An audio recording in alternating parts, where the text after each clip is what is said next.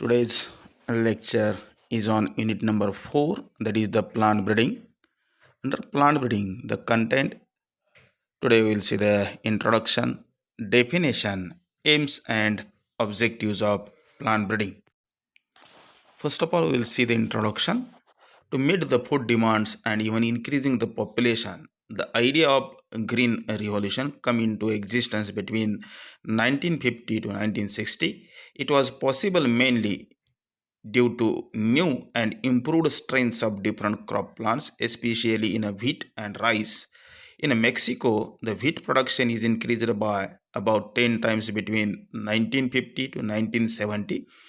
During this period, even in India, the similar green revolution made possible to meet the increasing the demands of growing population. For this purpose, the government of India appointed a commission in 1960 to assess the possibilities and increasing the crop yields under the Indian climate and soil condition.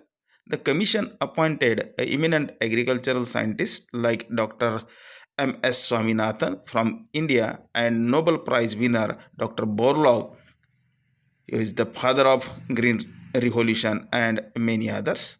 The Green Revolution at different regions in the world was successful because of plant breeding experiments, research in various branches of agriculture, as well as the new methods to improve the soil conditions and make it suitable for increasing crop yield.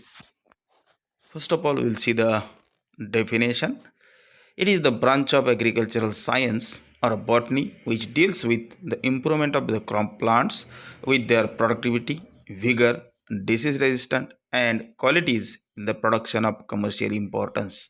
According to Hellman, the plant breeding is the art and science of changing and improving the heredity of plants.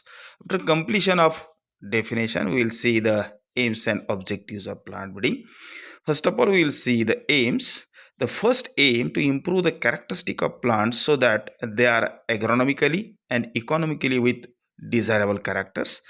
Another aim, that is improving the genetic makeup of crop plant, essential for increasing the agricultural production. And the third aim, to combine as many as the desirable characters as possible in a single individual. Then we'll see the objectives of plant breeding one by one.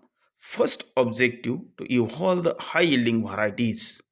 To evolve the high yielding variety for increasing the agricultural production in India at many places, the breeding programs are undertaken to increase per hectare in the crops like maize, rice, wheat, jawar, and bajra. The second objective, that is the improvement in a quality of commercial products. The quality determines the use of product. The characters determining the quality of commercial products varies from species to species. For example, the cooking quality in a rice, grain, size, color, milling and baking in case of wheat, size, color and shape in fruits, storage of vegetables, proteins, amino acid content in a legumes and seeds. The improvement in such a respective qualities have been obtained through plant breeding programs in India. For example, the variety of sugarcane with high sugar content. Third objective, that is the disease resistance with hybrid vigor. To produce the disease resistance varieties with a greater vigor is always useful. It is the important achievement because the various disease of crop and other economically important plants causes heavy losses in quality and quantity of commercially important products. The fourth objective, that is the production of varieties suitable for local conditions. The climatic and edaphic conditions shows the great variations from region to region. To obtain a variety suitable for regional conditions is always useful because the variety shows resistance to adverse conditions in the region. For example, the variety resistance to alkaline and saline soil condition have evolved and supplied for the cultivation in a coastal area with such type of soil. The fifth objective, that is the change or modification in the duration of crop maturity, to obtain a early maturing variety and varieties suitable for different seasons to make a maximum use of available land. For example, the wheat variety suitable for late sowing is useful for cultivation field after harvesting of rice. Sixth objective, that is the production of exotics. In a many horticultural plants, a totally new variety combining the different characters is produced as a novelty. Such a novelty plants have great demands from other countries and are of export value. Such varieties are exotic varieties and can be obtained through a plant breeding. The seventh objective, that is the change in agronomic characters. In some plant, the change in certain agronomical characters is essential to make the plant more sturdy and resistant. For example, the tall varieties are not suitable to logging, while the dwarf varieties shows the logging resistance characteristic.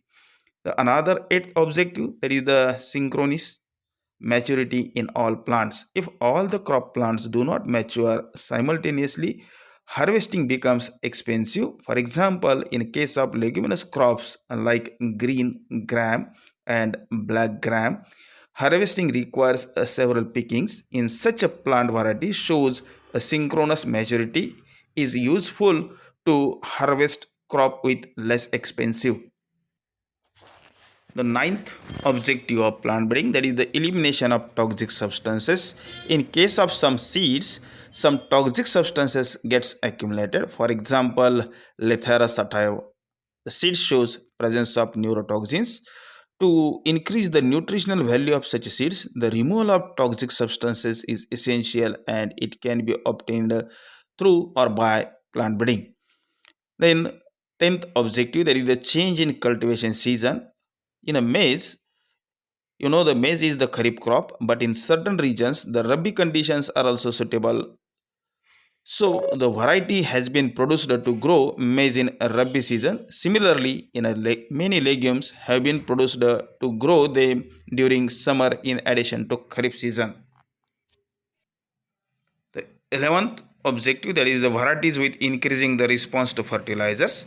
By adding fertilizers or manures, increasing yield is obtained. The variety shows the positive response to fertilizer are very suitable because of increasing the fertilizer dose within the limit. Increasing in the crop yield can be obtained. And the last objective, that is the change in dormancy. In some varieties it is essential, while in some varieties it is not required. The necessary change in a nature of seed and period of dormancy can be obtained through plant breeding methods. Thank you.